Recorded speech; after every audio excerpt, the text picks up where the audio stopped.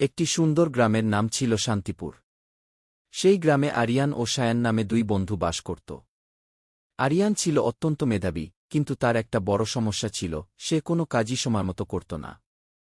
সে ভাবত, আরে হাতে তো অনেক সময় আছে, পরে করে নেবঘু। অন্যদিকে সায়ান ছিল খুব নিয়মনিষ্ঠ। সে প্রতিটি কাজের জন্য একটি রুটিন মেনে চলত। একদিন গ্রামে ঘোষণা করা হল যে পাশের শহরের বড় একটি লাইব্রেরি থেকে কিছু বিরল বই দেওয়া হবে। তবে শর্ত হল, যারা ঠিক সকাল ৮টার মধ্যে সেখানে পৌঁছাতে পারবে তারাই কেবল বইগুলো পাবে। আরিয়ান ও সায়ান দুজনেই ঠিক করল তারা সেখানে যাবে। আরিয়ান রাতে ভাবল, সকালে তাড়াতাড়ি উঠলেই তো হল, এখন একটু রাত জেগে মুভি দেখি কি। সে অনেক রাত করে ঘুমাল। অন্যদিকে সায়ান তার প্রতিদিনের নিয়ম অনুযায়ী সময়মতো রাতের খাবার খেয়ে তাড়াতাড়ি ঘুমিয়ে পড়ল। পরদিন সকালে সায়ান ঠিক সময়ে ঘুম থেকে উঠে তৈরি হয়ে বের হয়ে গেল। সে যখন শহরের গেটে পৌঁছাল, তখন ঘড়িতে কাটায় কাটায় ৮টা বাজে। সে তার পছন্দের সুন্দর বইগুলো সংগ্রহ করল। আর আরিয়ান? সে যখন ঘুম থেকে উঠল, তখন আকাশ অনেক পরিষ্কার হয়ে গেছে।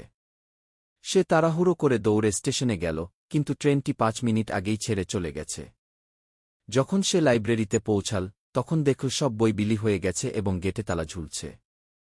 আরিয়ান খুব মন খারাপ করে বাড়ি ফিরল।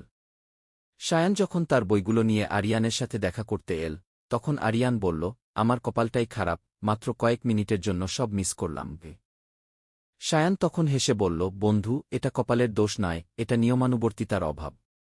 যে সময়ের মর্যাদা দেয় না, সময়ও তাকে সুযোগ দেয় না।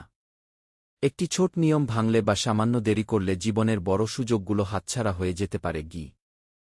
আরিয়ান সেদিন বুঝতে পারল যে শুধু মেধা থাকলেই হয় না, জীবনে সফল হতে হলে কাজের প্রতি নিয়মনিষ্ঠ হওয়া সবচেয়ে জরুরি। সেই দিন থেকে সে শপথ নিল যে সে আর কখনো কোনো কাজ আগামীর জন্য ফেলে রাখবে না। গল্পের শিক্ষা: জীবনের প্রতিটি পদক্ষেপে নিয়মানুবর্তিতা বজায় রাখলে সাফল্য নিশ্চিত। শৃঙ্খলাহীন জীবন একটি লক্ষ্যহীন নৌকার মতো, যা মাঝপথে ডুবে যাওয়ার ভয় থাকে। এই রকম আরও শিক্ষণীয় ভিডিও পেতে আমার চ্যানেলটি সাবস্ক্রাইব করে বেল আইকনটি চেপে দিন।